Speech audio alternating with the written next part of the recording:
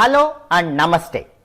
Welcome to the FTII workshop on the history of world cinema. Cinema or film. It's a universal language that lets us tell stories about our collective hopes and fears to make sense of the world and to make sense of the people around us. This powerful medium sits in a sweet spot of human culture at the intersection of art, industry, technology and politics. It is inescapable, like the piracy warnings we see in Bollywood films or the trailers that give away the entire movie. I am talking about the trailer of Pathan, where we come to know that Shah Rukh Khan is fugitive, John is villain and Deepika is a spy agent right in the trailer itself.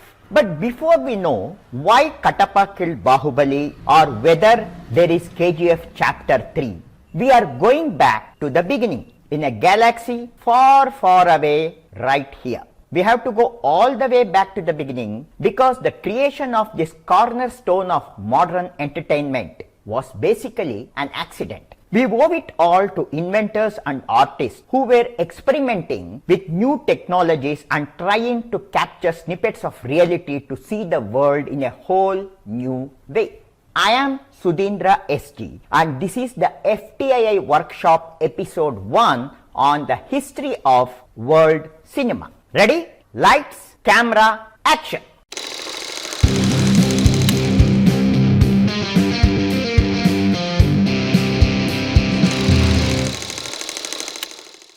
What is film? The term film was first used to describe a specific technology, a thin flexible material coated in light sensitive emulsion that retains an image after it's exposed to light.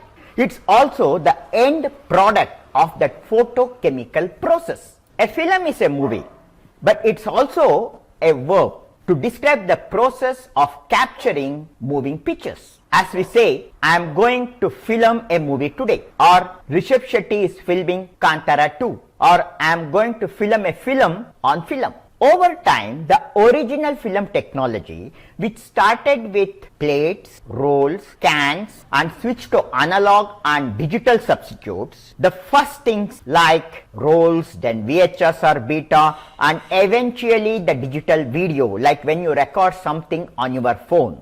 Now, to go to the very beginning of its history, before all these innovations existed, for this, we have to go back to the beginning of human species to understand the birth of cinema. Humans, we are called as Homo sapiens. Biologically speaking, we experience our life and environment and our world through our 5 senses. These 5 senses, which we call as Panchendriyas, are eyes to see, ears to hear, nose to smell, tongue to taste and finally touch to feel. So basically humans experienced the world and all his feelings were born by the interaction of these 5 Panchendriyas with the Panchabhutas of the world. From the beginning, humans were social creatures. We enjoy life more by sharing it with others. Say for example, we go to Himalayas and are seeing beautiful snow-filled mountain. Our first desire is to share that feeling with our beloved. So what we do? We immediately take out our mobile and we take a selfie and share it on Instagram and we enjoy the people reaction to our image more than the actual nature there. So it was a desire of human from the early stages somehow to record and store all the experiences of 5 senses and share it with others. So it all started with the first sense, vision.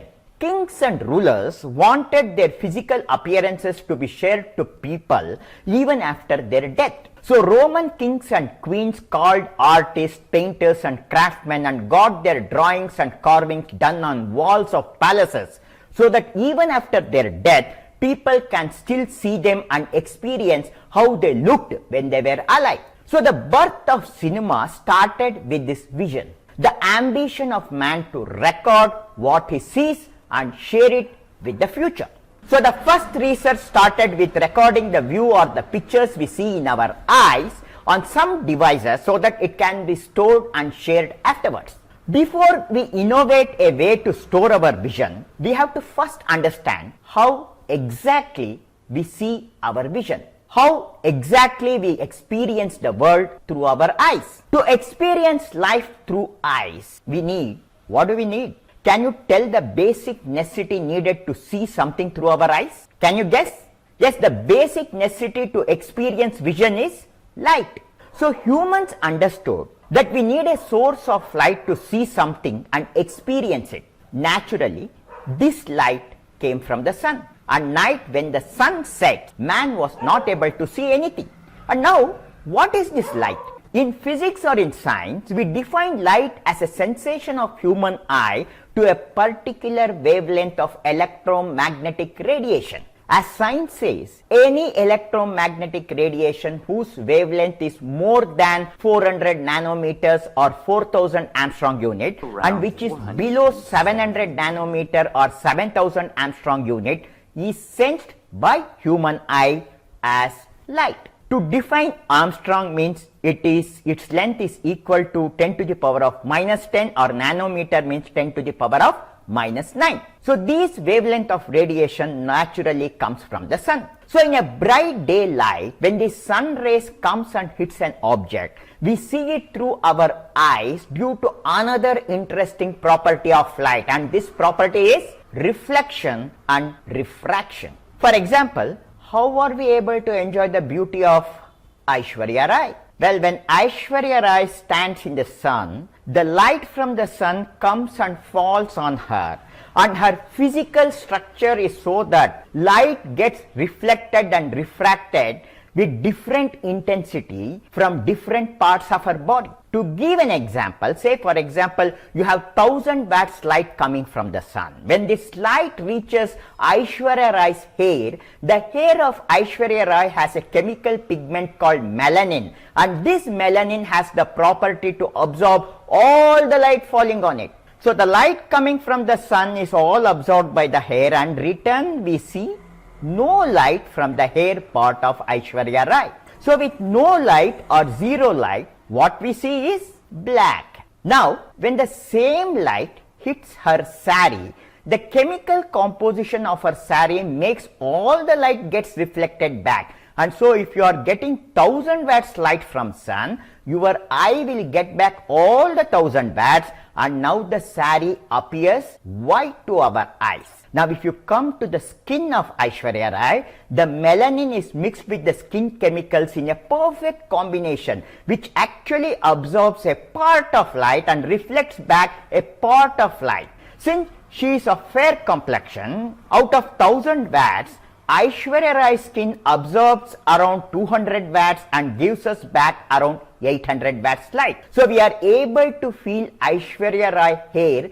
is different and her skin is different only because we are getting no light from hair but 800 watts light from skin. Then you have certain areas in her skin like eyelids, lips, etc., which absorbs more light, like around 600 watts and gives back only 400 watts. So if she is standing behind a dark background, when in the background area we get only 200 watts light and 800 watts is absorbed. So basically we are seeing Aishwarya Rai only because we are getting different lights from different parts of our body and the scene. Our eye has a small lens which will converge all light coming from our view and project it on a sensitive screen in our brain, and we call this screen in the brain where the image is projected as retina. Retina has a special biological chemical called as rods and cones, and these rods and cones sense light based on its intensity, and due to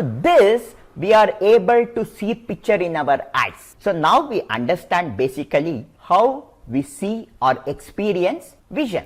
Now say for example, now I want to record and store this image. I want to store the image of Aishwarya Rai. So how can we hypothetically do it? What is the basic requirement we need to record any picture we see in our eye? Well, we need two processes. One, to form an image of our vision or view on a screen, and this is done today by using a glass piece or a convex lens. And second is to record this vision. We somehow need some device which can store the light intensity information on the screen. Just like rods and cones in human eye are sensitive to light and can differentiate it, we want some device or chemical which is sensitive to light, and so the human search for a device that can store the light information started. This search started thousands of years ago, and did humans succeed in finding a chemical or device which is similar to our rods and cones? Did he succeed? Well, the answer to it, let us explore it in our second episode of the history of world cinema. So in today's session, what we learnt is humans are a biological creature called Homo sapiens. We enjoy life through 5 senses. The 5 senses are eyes to see, ear to hear, nose to smell, tongue to taste, and touch to feel. So to reproduce our experience or to store our experience, we need to record and store these 5 sensations, and in it we started with vision. We understood that we see things basically because of light. Light is a human sensation or feeling generated when a particular wavelength of light hits our eyes. So we then understood how we see images with the reference of Aishwarya Rai. We see her only because the chemical compositions in different parts of her body is giving back different amount of light, and due to the difference in light what is getting reflected back from Aishwarya Rai, we are enjoying her beauty. So now, to record it, we need a device to store this light information. How to do it? Let us explore it in our next episode. Thank you.